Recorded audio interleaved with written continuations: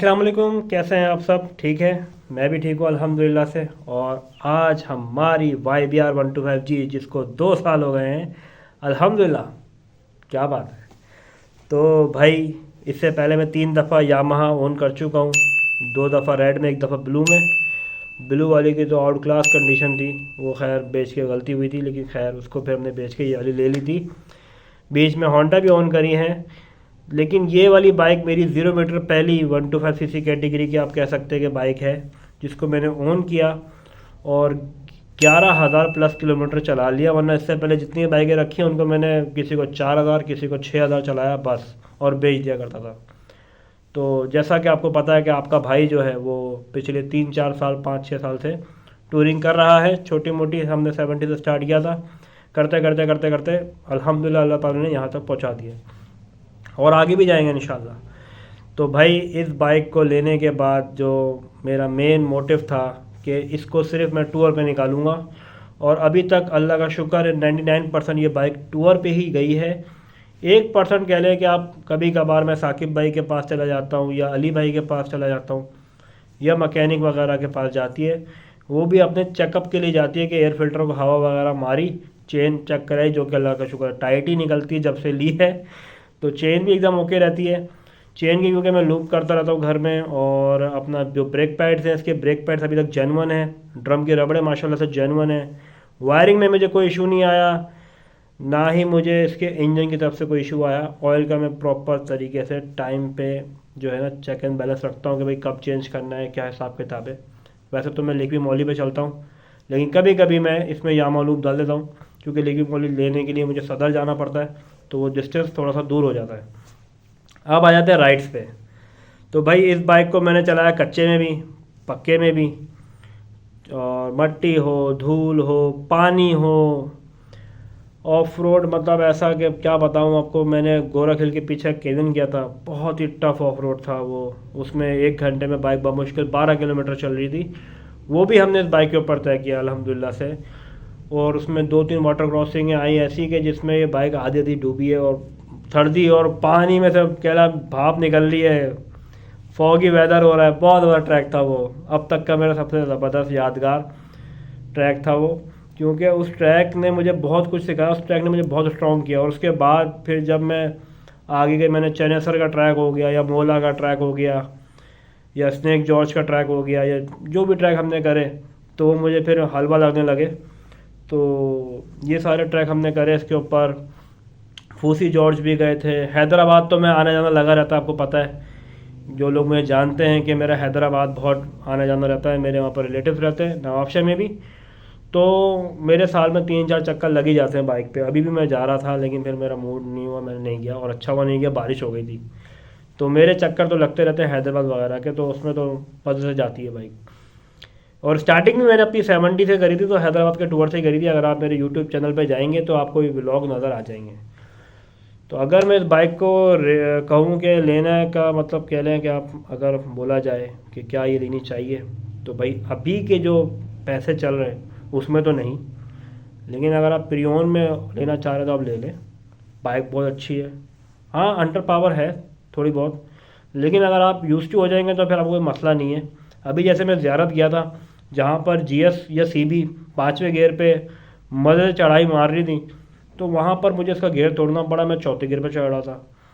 लेकिन क्या ज़बरदस्त एवरेज दी है भाई इस बाइक ने, बेहतरीन एवरेज मैं कहता हूँ।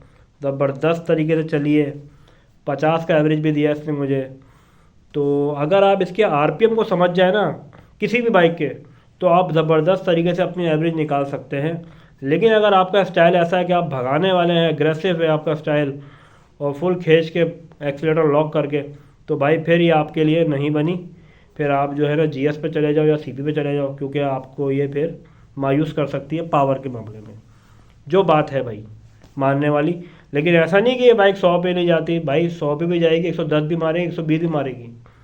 लेकिन जो इसका शेप है ये है क्रॉस ओवर बाइक, तो उसकी जो एरोडायनेमिक है ना, उसमें ये बाइक सूटेबल नहीं है, क्योंकि फ्रंट मडगार्ड आगे से उठा हुआ है। थोड़ी सी जो आप कह लो जो विंड प्रेशर होता है उसको ये सही से काटती नहीं है।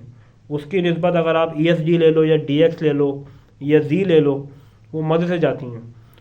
तो मुझे खैर भगाने का तो उतना कोई कीड़ा नहीं है। अगर भगाने का कीड़ा होता भी तो मेरे पास होंडा 150 खड़ी हुई थी, मैं कभी भी निकाल सकता हूँ, लेकिन मैं नहीं निकालता। तो अपने को क्या ऑफ रोड पसंद है, ऑफ रोड पर चलाते हैं, मज़े लेते हैं और इन्जॉय करते हैं। तो भाई ये था इसका छोटा सा एक फीडबैक बाइक का। अभी मेरा इरादा है कि मैं इस बाइक को जो है आगे, अगर अल्लाह ने इतनी सतात दी कि एक और बाइक हम ले सके, तो एक और लेंगे और इसको रखेंगे। और अगर नहीं हुआ तो फिर इसको बेच के हम कुछ पैसे डाल के दूसरी लेंगे। लेकिन अगर ये बाइक रही तो इंशाल्लाह इस बाइक को 50,000 किलोमीटर तो मैं लेके जाऊंगा। और अभी देखते हैं कि इसके genuine brake pad, genuine drum ये कितना चलते हैं। बाद औक़ात लोग कहते हैं कि यार ये लंबे चलेंगे, देखें रखने के ऊपर होता है। क्योंकि आप ये नोट करें, ये शहर में नहीं चल रही, ये चल रही है हमारे कीचड़ में, हमारे ऑफ रोड पर चल रही है, पानी में से गुजर रही है, ये हर तरह की कंडीशन का सामना कर रही है। ये आम शहर में चलने वाली बाइक नहीं है, ये चल रही है टूअर्स पे, सिर्फ टूअर्स पे। तो वो चीज़ें जल्दी ख़राब होती हैं। तो मैं क्या करता हूँ, जब मैं पानी में से गुजरता हूँ, कोई वाटर क्रॉसिंग पे से गुजरता हूँ, तो मेरी कोशिश होती है मैं गियर से ब्रेकिंग करूँ बाइक की थोड़ी बहुत, इसके इतने ब्रेक पैड थोड़ा सा खुश्क हो जाए, ड्रम में से थोड़ा सा पानी निकल जाए पीछे वाले। इसी तरह मैं घर पर आके जब मैं देखता हूँ कि यार बाइक 1000 चल गई है, 1500 चल गई है, तो चेन को मैं क्लीन कर लेता हूँ। उसको क्लीन करने का, उसको वॉश करके पूरा ड्राई करके उसकी ऑयलिंग करके उसको वापस सेट वेट कर देता हूँ। रही बात इसके एयर फिल्टर वगैरह की, एयर डक की, तो एयर डक भी हम साफ़ रखते हैं। एयर फिल्टर तो हम साफ़ करते ही करते हैं, 1000 किलोमीटर पे कर देते हैं या 500 पे कर देते हैं, राइड के ऊपर डिपेंड करता है।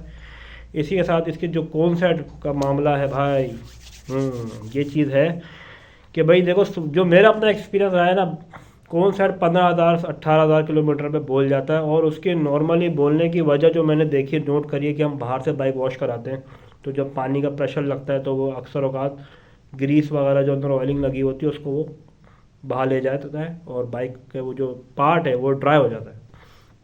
तो बाइक तो मैं हमेशा खुद ही धोता हूँ। बहुत कम ऐसा हुआ है कि मैंने सोचा कि चलो बाहर से धुलवा लूँ। तो बाहर भी अगर जाता हूँ तो मैं उसको मना कर देता हूँ, भाई इन जगह पे आपने पानी नहीं लगाना। तो ये चीज़ भी अपनी महफूज है अभी तक तो अल्हम्दुलिल्लाह। देखते हैं कब जाके कौन सा का काम आता है। वैसे मेरे का अंदाज़ा है कि 20,000 किलोमीटर के बाद जाके निकालेगी। और स्पॉकेट का भी मेरे का अंदाज़ा कह रहा है कि ये कम से कम 20,000 किलोमीटर के बाद जब 25-26 हज़ार तक जाके निकालेगी अपना स्पॉकेट का काम, तो इतना तो वर्थ करता है, करवा लेंगे काम, कोई मसला नहीं है।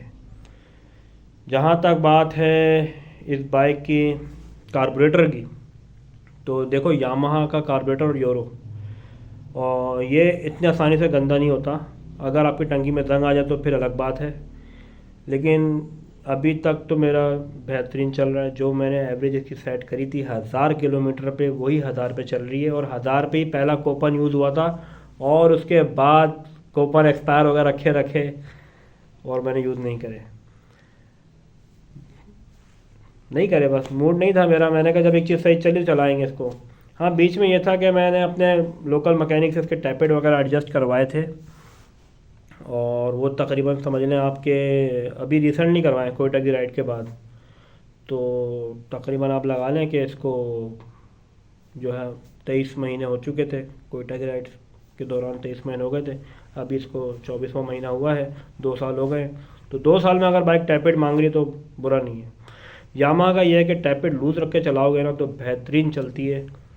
और हल्की सी छनछनाहट तो देखिए इसके अंदर है, जैसे जीएस में भी आती है, लेकिन इसके अंदर वो वाली छनछनाहट नहीं है जो जीएस में आती है। तो इसकी जो छनछनाहट है, आप इसकी टाइमिंग चेन को आप एडजस्ट करवा लें तो वो छनछनाहट चल जाएगी।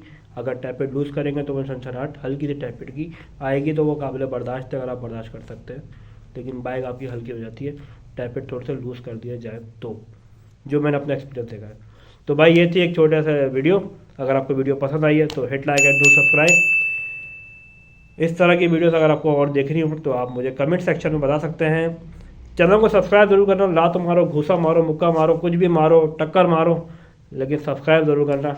मिलता हूँ नेक्स्ट वीडियो में बहुत जल्द और नेक्स्ट राइड के साथ इंशाल्लाह। साइनिंग आउट ज़ैन। अल्लाह हाफिज़, बाय बाय।